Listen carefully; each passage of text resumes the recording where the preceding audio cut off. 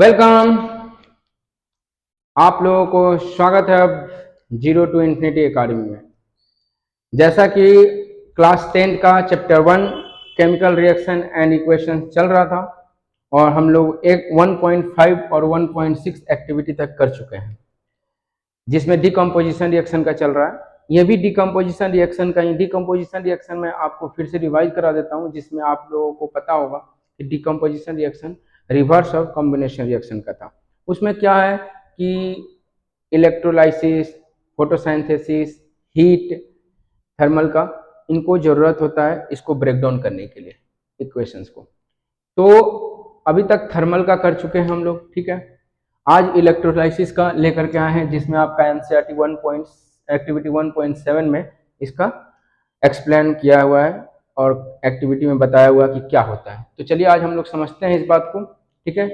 सभी का स्वागत है क्लास 10। इसको देखो, समझो और क्वेश्चंस को सॉल्व करो। 2023 में 2024 में भी क्वेश्चन आया था, क्वेश्चन मैं रखूंगा इस बेस पे क्या क्वेश्चन आया था। तो पहले देखने के लिए आपको पूरे ये वीडियो देखना पड़ेगा, तभी समझ में आएगा अच्छे से। लास्ट तक जरूर देखें और अच्छा लगे तो लाइक भी कर दें और कुछ बच्चों तक का जरूर शेयर करें जो क्लास 10 का बोर्ड का एग्जाम 2025 का कर रहे हैं, ठीक है। तो आगे बढ़े। एक्टिविटी 1.7 में बताया है कि एक इस तरह का प्लास्टिक मग ले करके उसमें क्या किया है कि वाटर डाला है। देखो ये टेस्ट ट्यूब है, ठीक है। अब इसको क्या करना है ये पहले समझो। पहले इसमें ग्रेफाइट रॉड एक डाला दोनों में, ठीक है। इसको रबर स्टॉपर से स्टॉप करके इसको 6 वोल्ट की बैटरी से ज्वाइन किया और एक कैथोड और एक एनोड से। मतलब आपको पता होगा कैथोड और एनोड क्या होता है, कैथोड क्या होता है, एनोड क्या होता है, ठीक है।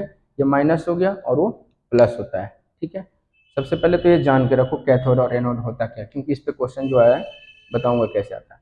अब रही बात, इसमें वाटर लिया है। देखो आपका एनसीईआरटी में एक ही इक्वेशन दिया है, वाटर का ही किया है इलेक्ट्रोलाइसिस और बताया है, उसी से क्वेश्चन आएगा। ज्यादा इक्वेशन दिया नहीं इस पे, तो करने की जरूरत भी नहीं है, तो आप इस पे ही करो।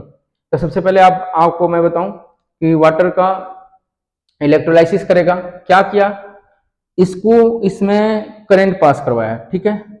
और ये प्योर वाटर नहीं होता है, प्योर वाटर नहीं होता है। इसमें कंडक्टिविटी के लिए, इसको गुड कंडक्टर के लिए बनाने के लिए इसमें आपको देखो उसमें एक्टिविटी में लिखा भी है डाइल्यूट HCl डाल देता है। क्या डाल देता है, डाइल्यूट HCl, ठीक है। या आप सॉल्ट भी डाल सकते हो, सोडियम क्लोराइड भी डाल सकते हो, सोडियम क्लोराइड भी डाल सकते हो, ठीक है। मिला दो ताकि करंट पास हो जाए और ये ब्रेक डाउन हो जाए, ठीक है। सबसे पहला तो बात ये समझ में आ गई कि प्योर वाटर क्यों नहीं डाले हैं। प्योर वाटर कंडक्टर है ही नहीं, तो ये इलेक्ट्रिसिटी पास ही नहीं करेगा, तो ये काम ही नहीं होगा इसका। दूसरी बात अब इसमें है कि क्या किया है, करंट पास करने से एक तरफ आप देखो ऑक्सीजन लिखा हुआ है, एक तरफ देखो आपको हाइड्रोजन लिखा हुआ है, ठीक है। ये हाइड्रोजन और ये ऑक्सीजन लिखा हुआ है, ठीक है। इसी पे क्वेश्चन आता है और एनसीईआरटी के एक्सरसाइज बुक में भी क्वेश्चन है इस पे, ठीक है। तो देखो क्या है, हाइड्रोजन एक तरफ और एक तरफ ऑक्सीजन छूटा है। जैसी H2O में इलेक्ट्रोलाइसिस करेंगे, इलेक्ट्रिक करंट पास करेंगे, तो H2 गैस और O2 गैस में टूट जाएगा, डिकम्पोज हो गया। डिकम्पोज का यही डेफिनेशन आता, एक रिएक्टेंट और दो या दो से ज्यादा प्रोडक्ट। तो एक रिएक्टेंट और दो से ज्यादा प्रोडक्ट हो गया, उसके लिए क्या चाहिए उसको, इलेक्ट्रिक करंट। इलेक्ट्रिक करंट बोल दो, इलेक्ट्रोलाइसिस बोल दो, ठीक है। ये तो हो गया आपका इक्वेशन, बहुत इजी इक्वेशन है, इसको तो याद करने की जरूरत नहीं है, आप तो महान हो। जल है, जल वाटर, ठीक है, उसको किया है तोड़ा है। बैलेंस करना है तो कर लो बैलेंस। यहाँ H2 है, यहाँ पे H2 है, यहाँ पे ऑक्सीजन 2 है, तो यहाँ लगा दो 2, ठीक है, बैलेंस हो गया। पहले तो ये। दूसरा इंपॉर्टेंट पॉइंट इसका क्या है, इसका इंपॉर्टेंट क्या पॉइंट क्या है, क्वेश्चंस आते हैं किसका वॉल्यूम बताना, किसका ज्यादा है और किसका कम है। तो वॉल्यूम ऑफ गैस, यानी जो गैस निकल रहा है इसमें से, वो गैस H2 और O2 है, वो H2 का 2 होता है और इसका 1 बनेगा। तो समझ जाओ कि हाइड्रोजन क्या होता है, ज्यादा होगा और ये कम होगा, ठीक है।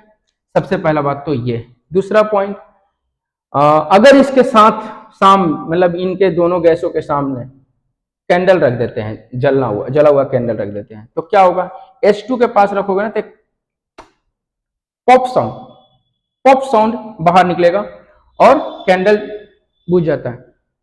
जलेंगे लेकिन जलाएंगे नहीं, जलेंगे लेकिन जलाएंगे नहीं, H2 का वही काम है, जलता है जलाता नहीं है, ठीक है, जलता है जलाता नहीं है। हवाबाजी, H4 हवाबाजी याद रखो, हवाबाजी में पॉप साउंड निकलेगा, कैंडल एग्जिस्टिंग हो जाएगा। कंबस्टेबल होता है, ठीक है, बट नॉट, स्पेलिंग गलत है क्या, चलो यहाँ पर कर लो। कंबस्टेबल होता है बट नॉट सपोर्ट ऑफ कंबसन्स, जलने में मदद नहीं करेगा उसको, कंबसन्स में मदद नहीं करेगा। ये H2 के लिए था। अगर हम क्या करेंगे, ये जनरली पूछ सकता है, पूछता भी है, जान लो, इंपॉर्टेंट पॉइंट है। बर्निंग अगर कैंडल नियर करते हैं इन गैसों के सामने तो क्या होता है, तो H2 के सामने करेंगे यानी कि हाइड्रोजन पॉप साउंड में होगा और कैंडल को बुझा देगा। कंबस्टेबल नहीं होता है, ये कंबस्टेबल होता है बट सपोर्ट नहीं करता है जलने के लिए, ठीक है। दूसरा इसका ठीक अपोजिट ऑक्सीजन गैस क्या करता है, कैंडल बर्न मोर हाई ब्राइटली, ठीक है, यानी कि आप देखो जानते हो कि ऑक्सीजन से आग को फैल जाता है, तो ये कैंडल और ज्यादा ब्राइटली जलेगा, ठीक है। दूसरा ये कंबस्टेबल था, ये नॉन कंबस्टेबल होगा, ठीक है, और सपोर्ट करेगा, लेकिन यहाँ पे सपोर्ट नहीं कर रहा था, ये सपोर्ट करेगा, ठीक है। ये सपोर्टेबल होता है, ये सपोर्ट करता है जलने में, ठीक है, यानी कि कैंडल को और जलाने में सपोर्ट करेगा। और ये नहीं होता है बट नॉट सपोर्ट ऑफ कंबस्टिंग, ये इंपॉर्टेंट पॉइंट इसका याद रखिएगा, ठीक है। ये है आपका एक्टिविटी 1.7।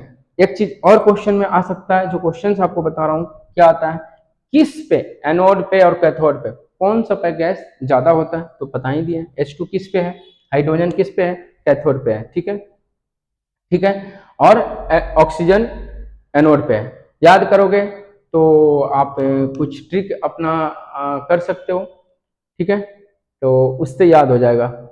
हाइड्रोजन गैस कैथोड पे है, ये ज्यादा गैस है, देखो ये खाली, ये स्पेस ज्यादा है ना, गैस ज्यादा है इसमें, यानी कि हाइड्रोजन की गैस ज्यादा निकल रही है। यही क्वेश्चन ही आता है, सेम क्वेश्चन आता है, किस पे मोर देन, मतलब ज्यादा होता है गैस निकलता है, और इसमें ऑक्सीजन कम निकल रहा है, यानी कि हाइड्रोजन यानी कि H2O को इलेक्ट्रोलाइसिस करेंगे तो हाइड्रोजन गैस की वॉल्यूम ज्यादा होगी, ऑक्सीजन की वॉल्यूम कम होगी, बस ये आप याद रखना, ठीक है। ये डिकम्पोजिशन रिएक्शन का क्या है, एक्टिविटी 1.7 कंप्लीट, समझ में आ गया होगा, ठीक है।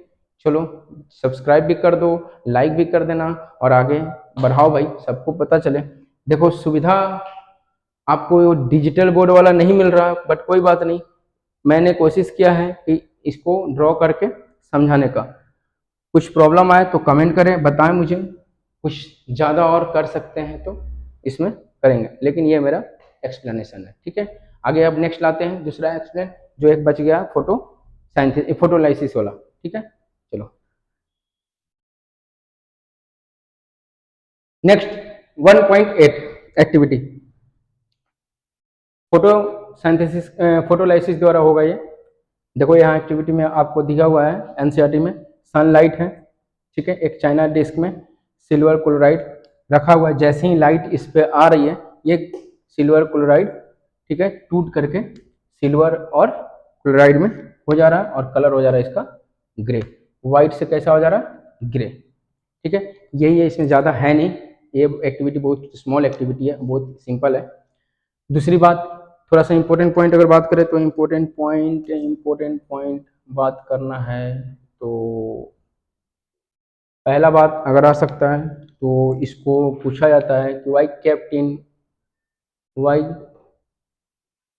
इन ब्लैक बोतल, हाँ जी, काहे रखा जाता है भाई, बता दो, सबको पता होगा 10th क्लास, ब्लैक बोतल में क्यों रख, क्योंकि देखो ना सनलाइट से रिएक्शन कर रहा ना ये, तो ब्लैक बोतल में रखेगा ना तो नहीं होगा रिएक्शन, उस सनलाइट पड़ेगा नहीं, ब्लैक बोतल वो बार बार रहने देगा सनलाइट को।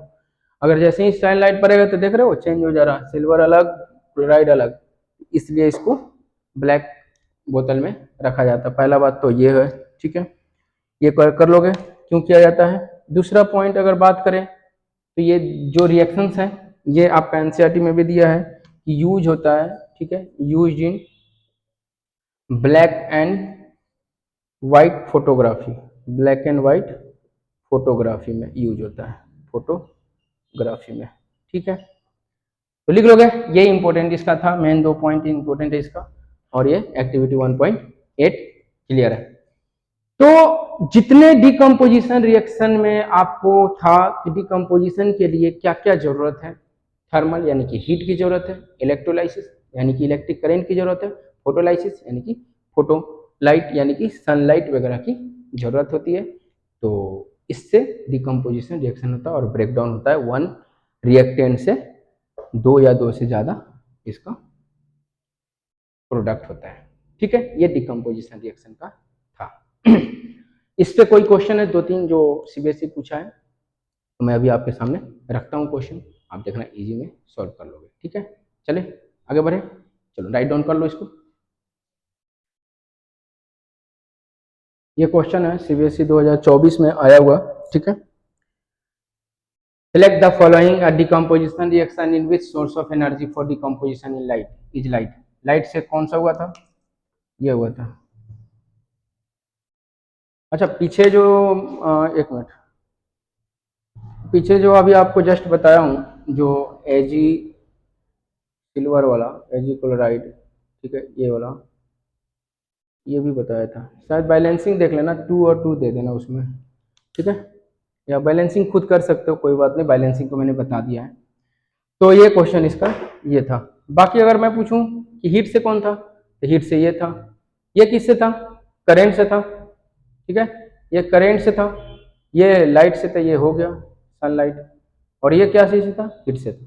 तो ऐसे क्वेश्चन आ सकते हैं डिकम्पोजिशन वाले, बहुत इजी होते हैं। अब आपको लग रहा होगा कि इजी इजी सा बन रहा है ना।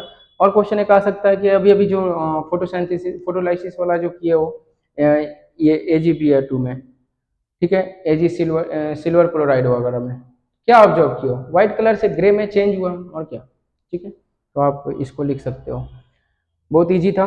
तो ये डिकम्पोजिशन रिएक्शन तक खत्म हो गया। दो टॉपिक और बचा हुआ इसका, displacement reaction and double displacement reaction.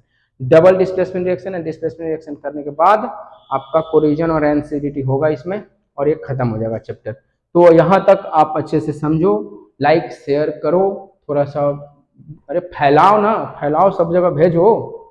समझते नहीं हो, भेजोगे तभी तो धीरे धीरे आ जाएगा, वो सब भी आ जाएगा जो आजकल चल रहा है, डिजिटल बोर्ड चमकदार एकदम मस्त वाला लिखेंगे अपने आप, जादू तरह का मिट जाएगा। तो ठीक है, कर लेना। चलो शुक्रिया, आप देखो आगे बढ़ो, बाय बाय।